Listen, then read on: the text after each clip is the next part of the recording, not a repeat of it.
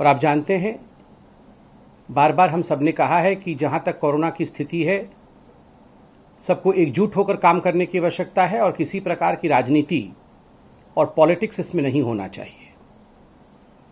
मगर दुखद विषय है, कुछ राजनीति हो रही है और खास करके दिल्ली में हो रही है। इससे पहले कि मैं दिल्ली पर आऊं, आज मैं एक बहुत ही पॉजिटिव और महत्वपूर्ण खबर है जो आप सबके साथ साझा करना चाहता हूं। हिंदुस्तान के एक बहुत ही बड़े अखबार में, दैनिक में आज ये न्यूज़ छपा है। आज एक साक्षात्कार, एक इंटरव्यू छपा है श्री इकबाल सिंह चहल जी का, जो कि कमिश्नर हैं बीएमसी के। और आप सभी जानते हैं किस प्रकार से अभी चंद दिनों पहले प्रधानमंत्री आदरणीय श्री नरेंद्र मोदी जी ने भी महाराष्ट्र के मुख्यमंत्री से बात करके जिस प्रकार मुंबई की लड़ाई रही है कोविड के खिलाफ, उस पर बात की थी। कोर्ट ने भी टिप्पणी की थी मुंबई के कोविड के खिलाफ लड़ाई पर।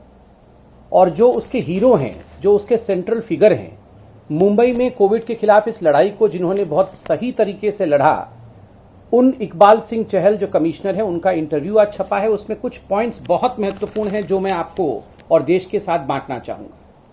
जब इकबाल चहल जी से पूछा गया कि आपने मुंबई में और अपने महाराष्ट्र में ऑक्सीजन की सिचुएशन को किस प्रकार मैनेज किया, तो जो वो कहते हैं वो उत्तर अपने आप में बहुत महत्वपूर्ण है। उस उत्तर में वो कहते हैं कि एक दिन ऐसा आया था कि मुझे लगा था कि हो सकता है कल ऑक्सीजन की कमी हो जाए, हो सकता है कल ऑक्सीजन की कमी महाराष्ट्र या मुंबई में हो जाए। मगर वैसी परिस्थिति में मैंने तुरंत एक एसएमएस भेजा, एसओएस कॉल भेजा कैबिनेट सेक्रेटरी होम को। उन्होंने यहां पे कहा है कि within 15 to 20 second I had an incoming call from the central cabinet secretary Rajiv Gauba. He told me, tell me what you want. I said we have to import oxygen into the state. I told him that we can't manufacture oxygen at such short notice and that the turnaround time for the oxygen coming from Haldia was around 8 days. I worked under Gaba. उसके बाद बहुत कुछ कहते हैं। बाद में वो कहते हैं तुरंत जैसे ही मैंने उनको कहा, उन्होंने वो सारे ऑक्सीजन को मुहैया कराया और महाराष्ट्र तत्क्षणात भेजा। 15 से 20 सेकंड के अंदर, एसओएस के 20 सेकंड के अंदर केंद्रीय सरकार जिस प्रकार से काम करके महाराष्ट्र को ऑक्सीजन भेजना। और यहां आप देख सकते हैं एक प्रश्न उनसे पूछा गया है, what do you think of the centres oxygen allocation. यहां पर खुद इकबाल जी कहते हैं, जो कमिश्नर हैं, let me answer this question in very strong manner. The government of India should not be blamed at all. If anybody has to be blamed, it is the states. वो खुद कहते हैं इकबाल जी, इसमें आप केंद्र की राजनीति को, केंद्र के सरकार को मत घसीटिए। इसमें अगर किसी का दोष है तो ये राज्यों का है, राज्यों से सवाल पूछिए। देखिए, एक तरह यहां आज एक सेंट्रल फिगर, एक हीरो जिसने इस लड़ाई को लड़ा है, वो मानते हैं कि केंद्र का क्या रोल रहा है। और दूसरी तरफ मित्रों, आज बहुत दुख के साथ मुझे कहना पड़ रहा है कि आप टीवी ऑन करिए तो अरविंद केजरीवाल जी जिस प्रकार से लगातार टीवी में रहते हैं, जिस प्रकार से लगातार लोगों को भ्रमित करने का काम कर रहे हैं, लगातार झूठ बोलने का काम कर रहे हैं। इस प्रेस कॉन्फ्रेंस को आपके सामने करने का बिल्कुल हमारा कोई उद्देश्य नहीं था। हम नहीं चाहते थे कि किसी प्रकार की यहां तू अच्छा है, मैं अच्छा हूं, इस प्रकार की राजनीति हो, तू मैं की राजनीति हम नहीं चाहते। मगर हर दिन अगर देश को, दिल्ली को भ्रमित किया जाएगा तो स्वाभाविक है, we will also come up with facts. हम भी सच्चाई को रखेंगे। हम भी पूछेंगे, अरविंद केजरीवाल जी, आप वैक्सीन के विषय में 26 तारीख को, आज से कुछ दिनों पहले 26 अप्रैल 2021 को, मैं वो वीडियो भी अंत में दिखाऊंगा आपको, अरविंद केजरीवाल जी ने प्रेस कॉन्फ्रेंस करके क्या कहा था। अरविंद केजरीवाल जी प्रेस कॉन्फ्रेंस करते हैं और केजरीवाल जी कहते हैं कि हम 1,34,00,000 वैक्सीन के लिए ऑर्डर देने वाले हैं, ये मंजूरी हो गई है। दिल्ली सरकार ने ये मंजूरी दे दी है और चारों तरफ वाहवाही शुरू हो जाती है। देखिए अरविंद केजरीवाल जी कितने प्रोएक्टिव चीफ मिनिस्टर हैं। समय रहते उन्होंने ऑर्डर भी दे दिया है। 1 करोड़, और कोई छोटा मोटा नहीं, 1,34,00,000 वैक्सीन के लिए ऑर्डर दे दिया है। लगभग 1400 करोड़ का है ये, 1,34,00,000 वैक्सीन। इसका ऑर्डर उन्होंने ऑलरेडी प्लेस कर दिया है और यथाशीघ्र ये वैक्सीन आ जाएगा। और आज वो कह रहे हैं हमारे पास कुछ नहीं है। सिसोदिया जी उसके बाद प्रेस कॉन्फ्रेंस करते हैं, कहते हैं कि हमने तो कोई ऑर्डर नहीं दिया है। और मैं आज डॉक्यूमेंट लेके आया हूं जो दिखाना चाहता हूं कितना ऑर्डर टोटल प्लेस किया है दिल्ली सरकार ने, other than government of India channel, जो भारत सरकार जो देती है मुफ्त में, उसके बाहर कुल मिलाकर के 5.5 लाख, 4 लाख कोविशील्ड, और 1,50,000 1.5 कोवैक्सीन, कुल मिलाकर के 5.5 लाख वैक्सीन का ऑर्डर अरविंद केजरीवाल जी ने प्लेस किया है। सोचिए 5.5 लाख का वैक्सीन का ऑर्डर प्लेस करते हैं और टीवी में आकर ऐसे एकदम भोला मासूम चेहरा बना करके कि 1,34,00,000 हमने पारित कर दिया है जी, हम आपको दे देंगे, घर घर जाके वैक्सीन दे देंगे। ये इस प्रकार की राजनीति अच्छी बात नहीं है। हकीकत रखिए आप जनता के साथ। अब देखिए वैक्सीन की स्थिति में दिल्ली को किस प्रकार से भ्रमित किया गया, मैं आपके सामने रखना चाहूंगा। जब पहला फेज और दूसरा फेज खुला, जिसमें पहले फेज में जो हेल्थ केयर वर्कर्स को मिलना था वैक्सीन, और बाकी बाद के फेज में किस प्रकार से 60 साल के और कोमॉर्बिड और 45 साल से ऊपर के, उसमें जो हेल्थ केयर वर्कर थे उनका जो फर्स्ट डोज कवरेज था वो मात्र 77.67% दिल्ली में ये डोज दिया गया था। Health care worker second dose coverage, आपको जान के बड़ा कष्ट होगा, तकलीफ होगा कि ओनली 53%, केवल लगभग 50% लोगों को ही दिया गया। क्यों? उस समय रोज आपको प्रेस कॉन्फ्रेंस करना था, लोगों को बाहर निकालना था, उस समय रोज कहना था कि प्लीज गेट वैक्सीनेटेड। उस समय कहा भी नहीं, और केवल 53% लोगों को, जो हेल्थ केयर वर्कर्स थे, हमारे फ्रंट लाइन वर्कर हैं, उनको सेकेंड डोज मिला। जो front line worker first line coverage, front line वो हेल्थ वर्कर्स थे, ये फ्रंट लाइन वर्कर्स हैं, उनका first dose coverage 79%, front line workers second dose coverage जो है ये मात्र 50%, only 50%। Person above 45 years of age, 45 साल से ऊपर के, उनका जो फर्स्ट डोज है, आपको जान के दुख होगा, कष्ट होगा, मगर मैं ये बता रहा हूं आंकड़े, ओनली 41%। मात्र 41.08% लोगों को ये डोज मिला दिल्ली में। ठीक उसी प्रकार 45 साल से ऊपर जिनको सेकेंड डोज मिला दिल्ली में, वो 8.93%। Person above 60 years of age जिनको पहला डोज मिला, वो 48.03%, केवल 48% को। जबकि ये सारा कुछ वहन केंद्र सरकार कर रही है, मुफ्त में भी ये वैक्सीन भेज रही है, आपके पास स्टॉक में था, उसके बाद भी केवल 48% को मिला। Person above 60 years of age second dose coverage मात्र 17.29%, 17.29%। दिल्ली वासियों, ये हकीकत है, ये हकीकत है। लाखों एडवर्टाइजमेंट सुबह से शाम तक, मगर हकीकत 17%, 48%, 50%, इतने ही लोगों को जो वैक्सीन मुफ्त मिल रहा था वो वैक्सीन पहुंच नहीं पाया। क्यों? क्योंकि आपने समय रहते सही तरीके से वैक्सीनेशन को आगे नहीं बढ़ाया। ठीक उसी प्रकार ऑक्सीजन के हिसाब किताब में कोई एक मरीज अगर ऑक्सीजन की कमी के कारण, मरना तो बहुत दूर की बात है बंधु, अगर तड़पता भी है, उसे तकलीफ भी होती है, तो ये मानवता के खिलाफ, ये इंसानियत के खिलाफ जुल्म है। दिल रोता है, हम भी इंसान हैं, तकलीफ होती है, मगर ऑक्सीजन को लेकर राजनीति। अभी मैंने इंटरव्यू पढ़ाया आपको मुंबई के कमिश्नर का, उन्होंने क्या कहा, 15 से 20 सेकंड के अंदर एसओएस जो हमारे कॉल्स थे, इमरजेंसी कॉल थे, उसके ऊपर भारत सरकार ने काम किया और जो भी हमें ऑक्सीजन चाहिए था हमें तुरंत मुहैया कराया। और बिल्कुल मैं भारत सरकार को दोष नहीं दूंगा। देखिए महाराष्ट्र में सर्वाधिक केस हुए, सबसे ज्यादा मृत्यु भी महाराष्ट्र में हुई, ऑक्सीजन भी स्वाभाविक है, सबसे अधिक ऑक्सीजन जिस राज्य में सबसे ज्यादा केस हुए वहां आवश्यक पड़ा होगा। भारत सरकार महाराष्ट्र को ऑक्सीजन दे सकती है, बाकी राज्यों को ऑक्सीजन दे सकती है। आपको क्यों ऐसा लगता है कि दिल्ली के प्रति भारत सरकार का रवैया अलग होता है? ये स्टेप मदरली ट्रीटमेंट करती है क्या ऐसा भारत सरकार? बिल्कुल नहीं। दिल्ली में केजरीवाल जी राजनीति करते हैं। मैं कुछ सवाल पूछता हूं। अरविंद जी, 6 मई, आज से 3 दिन पहले 6 मई 2021 को अरविंद केजरीवाल जी, आप सबने दिखाया टीवी पे भी, एक चिट्ठी जारी करते हैं और कहते हैं कि हमें आपने 730 मीट्रिक टन ऑक्सीजन दे दिया, बहुत बहुत धन्यवाद मोदी जी, आप जो हमने मांगा था वो आपने हमको दे दिया। और चिट्ठी लिखा, आपने देखा भी, उन्होंने धन्यवाद भी किया था, ट्वीट भी किया था। चंद मिनटों के बाद उनके प्रवक्ता, उनके विधायक और ये पूरा जो मैनेजमेंट देख रहे हैं दिल्ली में कोविड के, वैसे राघव चड्ढा जी ऑक्सीजन बुलेटिन जारी करते हैं और ऑक्सीजन बुलेटिन जारी करके कहते हैं हमारी आवश्यकता, दिल्ली की आवश्यकता तो 976 मीट्रिक टन है और आपूर्ति केवल 59% ही हुई है, बाकी आपूर्ति नहीं हुई।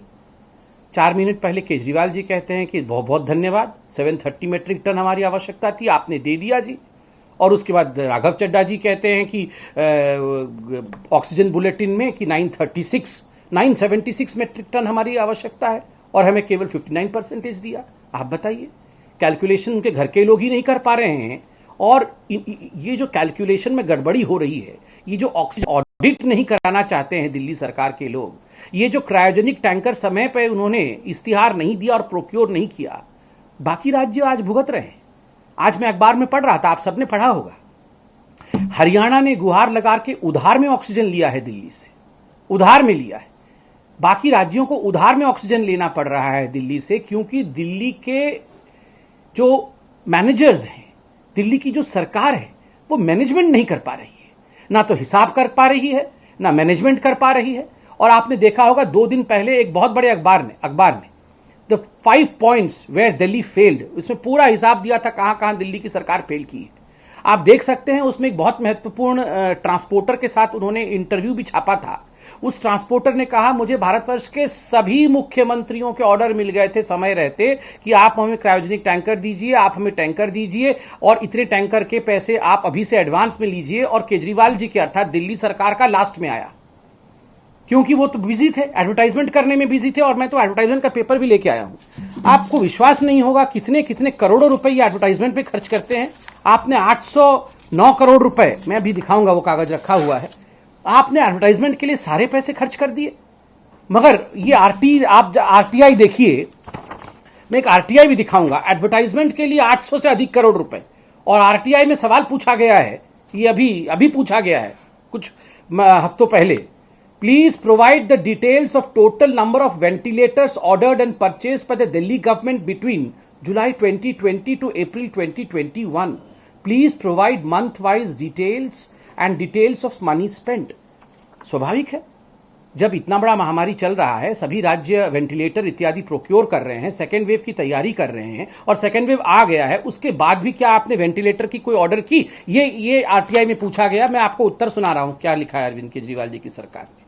Central Procurement Agency of Delhi government has not ordered and purchased any ventilators in between July 2020 to April 2021। कोई भी वेंटिलेटर के लिए ना तो ऑर्डर किया है और कोई भी वेंटिलेटर ना तो अरविंद केजरीवाल जी ने मंगाया है। आप सोचिए ये परिस्थिति इनकी सरकार की, और एडवर्टाइजमेंट पे करोड़ों रुपए खर्च हो रहे हैं। बंधुगण, ठीक उसी प्रकार से ऑक्सीजन को लेकर मैं कैलकुलेशन के विषय में बोल रहा था। ऑक्सीजन ऑडिट के विषय में मैंने बताया कि जिस प्रकार से ऑक्सीजन ऑडिट को लेकर अरविंद केजरीवाल जी ने मनाही की थी कि वो ऑक्सीजन ऑडिट नहीं कराएंगे, हरियाणा को भी आज उधार लेना पड़ा है।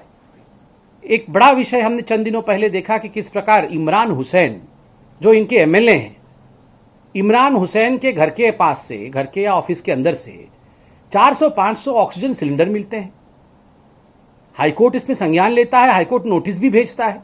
ठीक है, आप लोगों में बांट रहे होंगे, यह अलग विषय है, आप हाईकोर्ट को जवाब दीजिएगा। मगर सवाल उठता है, 400-500 सिलेंडर को अपने घर के अंदर रखना और उससे अपने क्षेत्र के लोगों को ऑक्सीजन बांटने की कोशिश करते हुए वहां से वोट लेने का प्रयास करना। Is oxygen for vote? ये ऑक्सीजन एक वोट का मशीन है क्या? आप सोचिए, अगर सारे विधायक इस देश के और सारे सांसद इस देश के कहेंगे कि ऑक्सीजन बांटने का नोडल सेंटर मैं बन जाऊंगा, वेंटिलेटर और ऑक्सीजन लाके मैं अपने घर में रखूंगा और आवश्यकता पड़ने पर मैं दूंगा, तो इस देश में हम कोरोना के खिलाफ लड़ पाएंगे?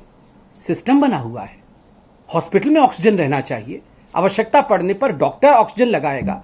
विधायक या सांसद ये नहीं तय करेगा कि कौन से मरीज को ऑक्सीजन लगाना है और कौन से मरीज को ऑक्सीजन नहीं लगाना है। इसीलिए तो ऑक्सीजन ऑडिट की आवश्यकता है कि आखिरकार जो ऑक्सीजन दिल्ली को आ रहा है वो ऑक्सीजन जा कहां रहा है, कहां जा रहा है वो ऑक्सीजन। जब उतने ही ऑक्सीजन में महाराष्ट्र, उससे कम ऑक्सीजन में पर कैपिटा ऑक्सीजन आप देखिएगा तो दिल्ली में जिस प्रकार का पर कैपिटा ऑक्सीजन हाईएस्ट है, कहां जा रहा है ये ऑक्सीजन? ये सवाल हम पूछना चाहते हैं।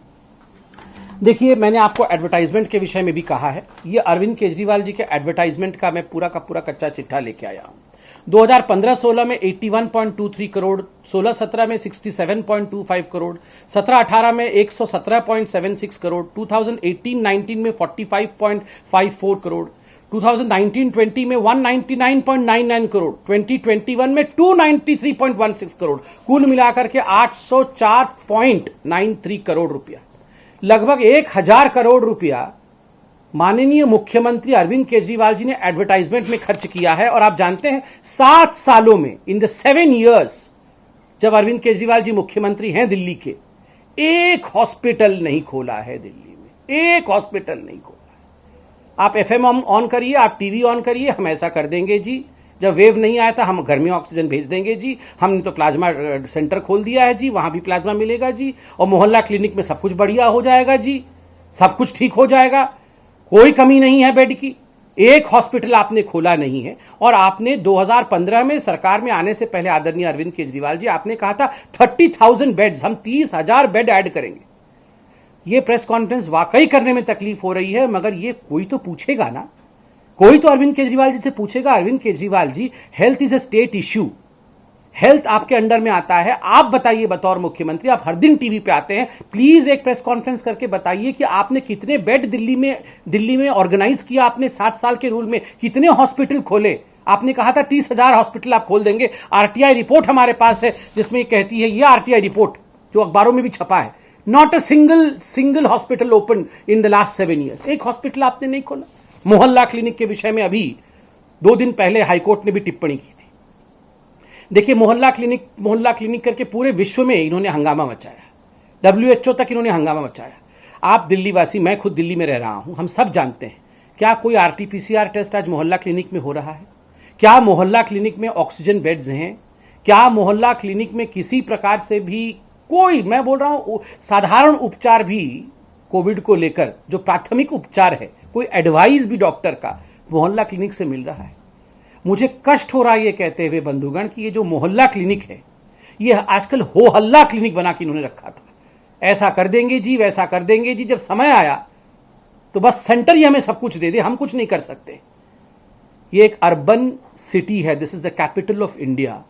मोहल्ला क्लिनिक को आपने सब सेंटर के रूप में चलाया था। एक सब सेंटर होता है, सब सेंटर के बाद एक PHC होती है, PHC के बाद कम्युनिटी हेल्थ सेंटर, CHC होती है, CHC के बाद डिस्ट्रिक्ट हेल्थ सेंटर होता है या डिस्ट्रिक्ट हॉस्पिटल होता है। रूरल सेक्टर में इस प्रकार की व्यवस्था बनती है। यहां आपने मोहल्ला क्लिनिक को एक सब सेंटर बनाया है, एक अर्बन जगह में आपने उसे सब सेंटर बना के रखा हुआ था। कैसे चलेगी दिल्ली? क्या क्या क्या कंट्रीब्यूशन क्या है मोहल्ला क्लिनिक का?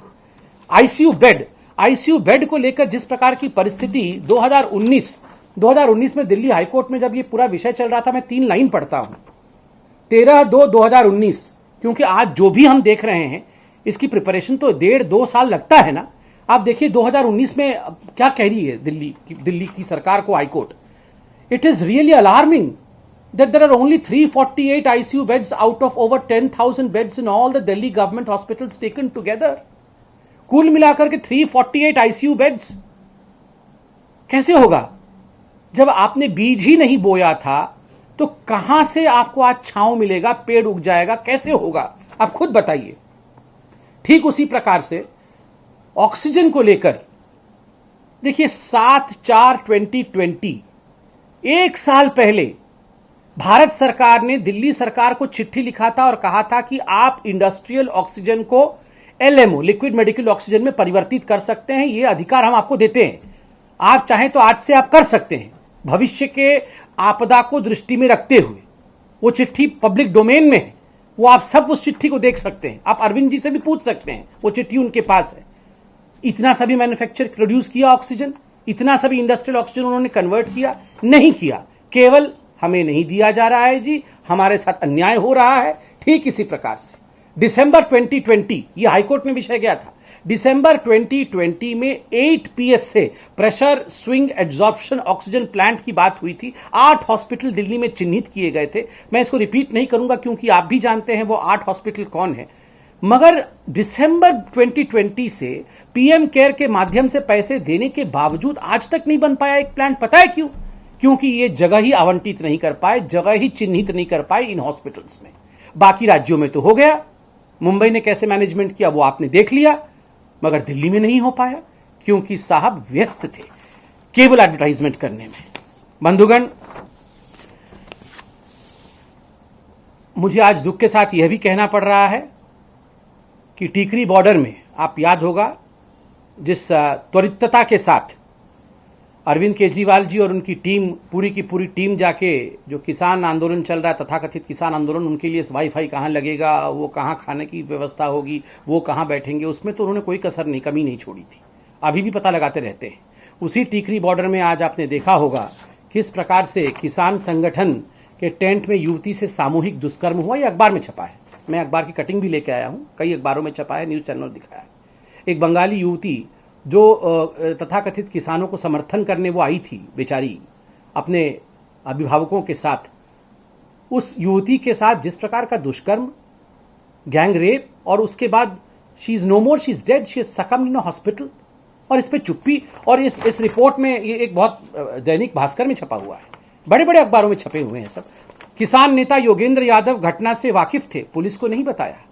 और तो और कई अखबारों में छपा हुआ है आम आदमी पार्टी के नेता अनूप सिंह चनावत, ये गायब है क्योंकि उनका नाम एलिजेडली उनका नाम उसमें आया हुआ है, और आम आदमी पार्टी के ये है सब कई अखबारों में छपा हुआ है। ये देखिए अरविंद केजरीवाल जी के